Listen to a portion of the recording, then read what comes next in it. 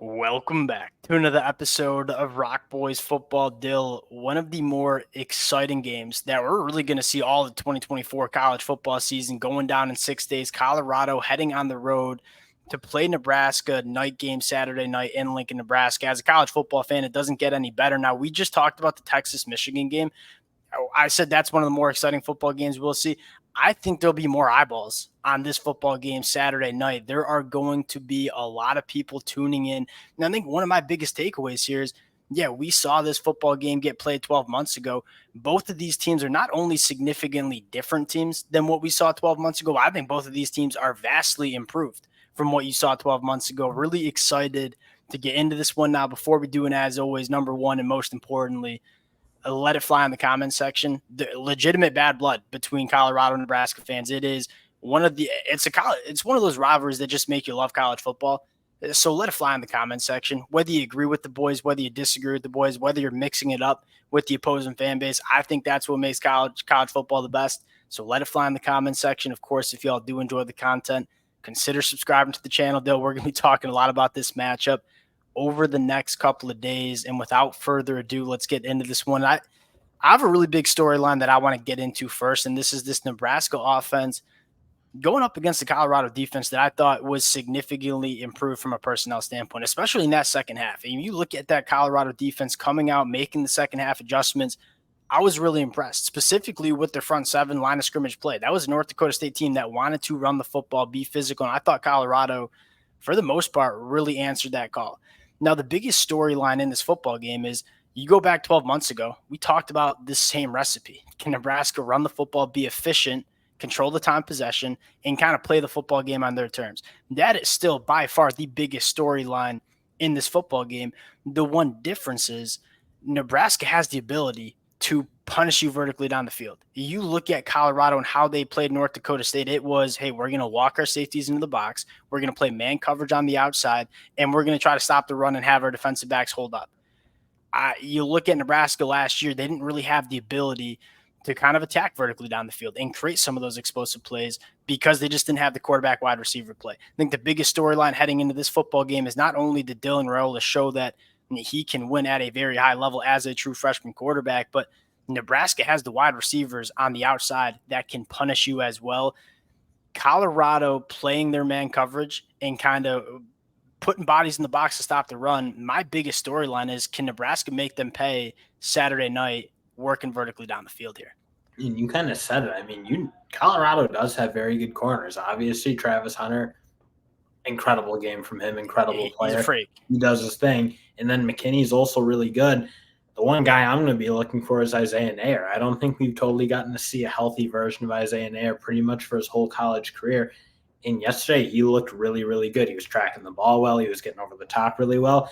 He's kind of the guy I'm going to be looking for. If they can get him on a favorable matchup a couple times in that game, that's where I think they can get some explosiveness happening. And then Jamal Banks, I don't want to leave him out because his ability to catch the ball in traffic and do some of those things and just be a really dependable target for this Nebraska offense is huge. But I think if they're going to get the ball over the top, I'm looking for Isaiah Nair. I think if he can get a couple of matchups and hit some of those plays, that'll make it really hard. That's what you're looking for, too, because I think where Colorado struggled the most is it's not only just the one-on-one matchups and man coverage and can your wide receiver be better than the defensive back that's trying to cover you, but there's also like concepts, man beaters that you can play that North Dakota State did a brilliant job at doing, like some rub routes and pick routes. When you're playing man coverage, you can just win your one-on-one matchups, but you can also scheme up some passing concepts that can really exploit man coverage. Now, Colorado went to a little bit more zone in the second half and had success, but I would think that you're going to see still a lot of man coverage. I think the biggest storyline is, one, can you win your ones?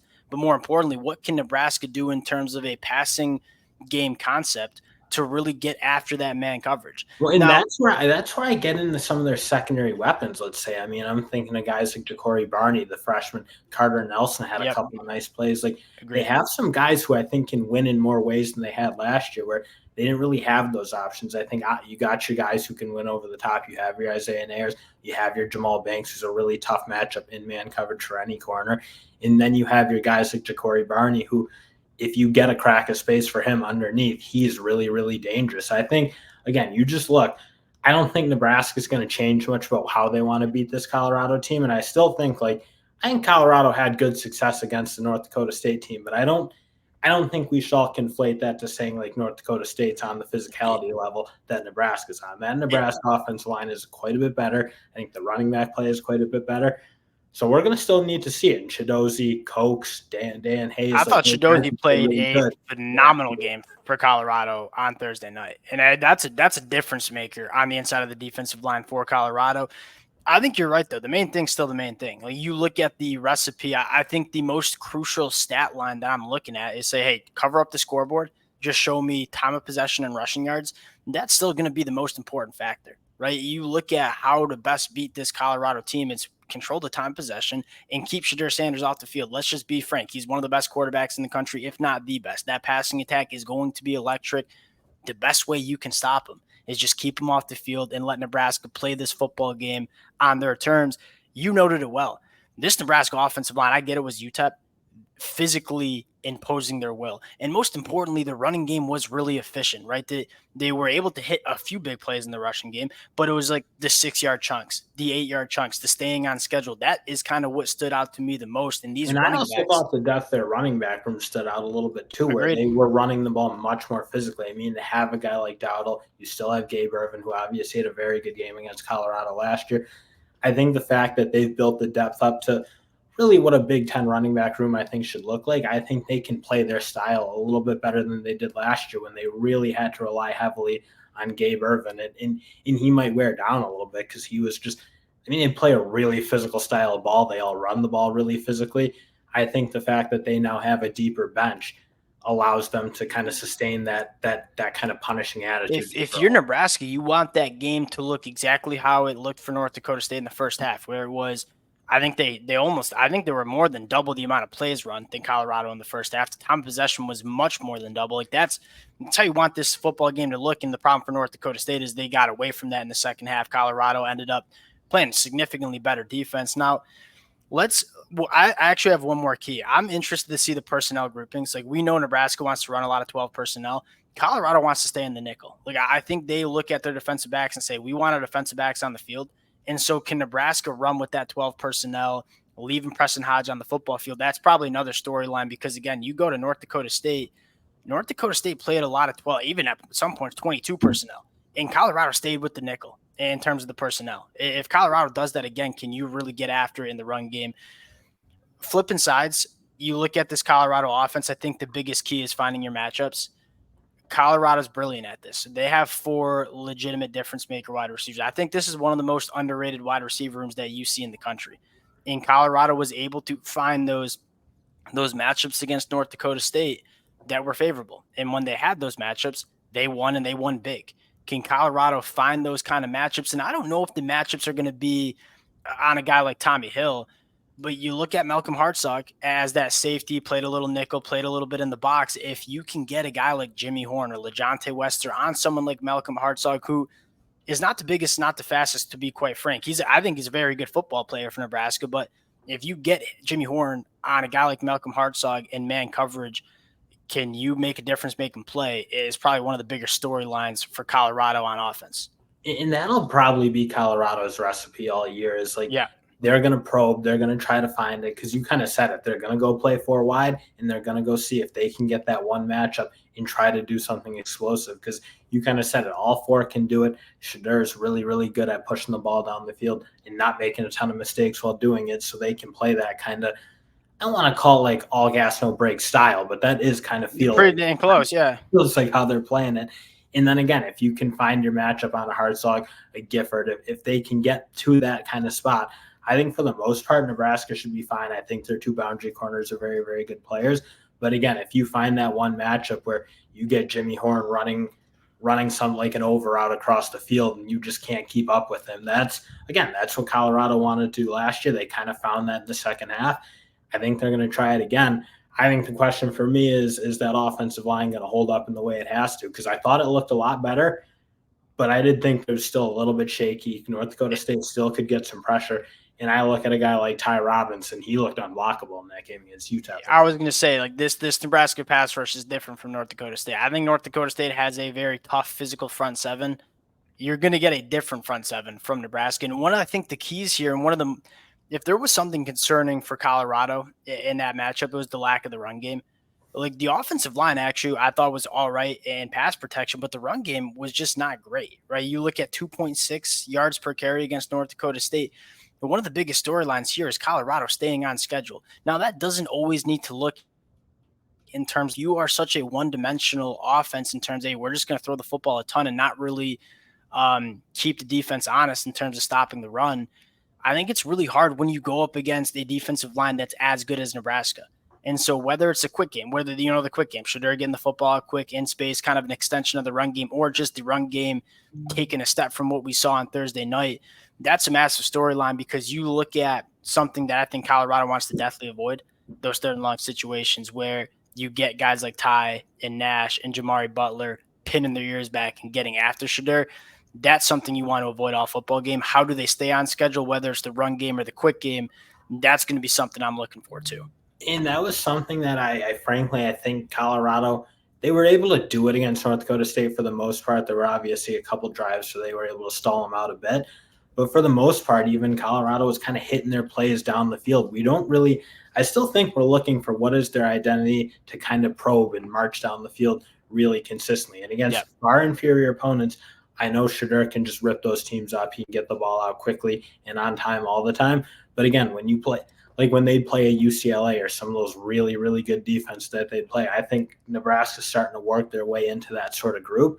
I think Colorado you still want to see what their kind of identity is for just a down in, down out, keeping them on schedule and not only relying on hitting those big Totally agree, because it was a little bit relying on the big play, which is awesome to have. It's one of the most important metrics in all of college. Well, that is why they score the way they score. How teams can do it. I wish Michigan could do it, or Michigan fans. I wish they could hit some big plays, but they just grind out in the run game. I mean, but you got to have a little bit of that identity, I think, as well when you get in those big matchups that they're going to find themselves in later this year. Two other things that I'll kind of point out before we get into our pick. Can you keep Shedeur in the pocket? He is excellent at extending plays, keeping his eyes downfield. And when you give those wide receivers a lot of time to get open, they're going to get open and they're going to kill you. You know what I mean? It's not just like, okay, we're going to move the chains. No, we're going to go 40 yards for a touchdown. You got to be able to keep Shedeur in the pocket, who's a guy that wants to hold the football and give his wide receivers opportunities to make plays. It's kind of a balancing act because you want to go get after Shedeur, but you also want to keep him in the pocket. How do you kind of walk that line for Tony White? That's going to be a really big story. And then tackle in space. Nebraska did a really good job of it against UTEP. Only 4 missed tackles all game. Colorado wants to get their playmakers the football in space. Can you go tackle a guy like Draylon Miller or a guy like Jimmy Horner, LeJontay West, or Travis Hunter in space? Probably another question that you want to see Nebraska answer. Dill, let's get into the pick here. Nebraska going to be around a touchdown favorite. That's what it was before the football games this weekend. I would think that it's probably going to stick around at 7 points here. I'll give you the floor first. You're going to take some heat either way you go. Where are you going here? I'm probably going to lean Nebraska at that 6.5 level, which I think is where this game comes in, just because I think people are going to sleep on how much of a difference Dylan Raiola is going to make. And I know it almost can't be understated or overstated, but I think so much of the conversation is going to be around what we talked about, their ability to push the ball down the field. I think Nebraska couldn't do what they wanted to do. Because when they inevitably find themselves in the third and long, like a 3rd and 6, 3rd and 7, 3rd and 8, and that's almost unavoidable. You get a false start, you get a penalty, you get a holding.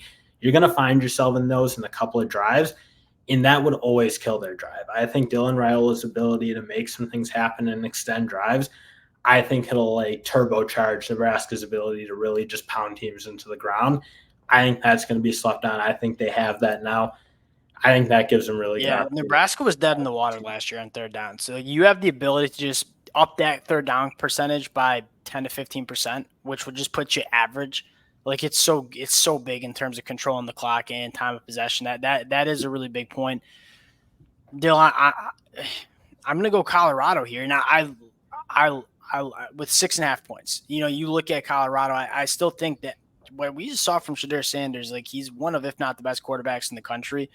He's going on the road into a hostile environment against a true freshman. And I am so high on this Nebraska team, but I kind of want to see it from Dylan. I kind of look at Shedeur and say, we've seen it from Shedeur. So I'm going to go Colorado. You're going to go Nebraska. I don't feel good about it. I don't know if you feel good about it either. This is going to be this is a tight one just because, obviously last year you saw, The first half is exactly what Nebraska is going to have wanted, aside from the turnovers, and the second half is exactly what Colorado would have wanted. I just think, again, I think people sleep on the fact that Nebraska defense would just inherently get beat down in games because they didn't have an offense that could stay on the field particularly consistently. I think Dylan Raiola gives them a chance to really crank that time of possession up and really become like that boa constrictor that I think they're. That's how Nebraska, boa constrictor. I think that is how Matt Rhule would want to describe this football team in 2024. Yeah, and you give me 7 points with one of, if not the best quarterbacks in the country, that's probably what I'll take. But don't feel good about it, though. We're going to talk about this game from so many different angles over the next couple of weeks. Again, whether you agree with the boys, whether you disagree with the boys, let it fly in the comment section. We appreciate you guys rocking with it, and we'll talk to y'all later.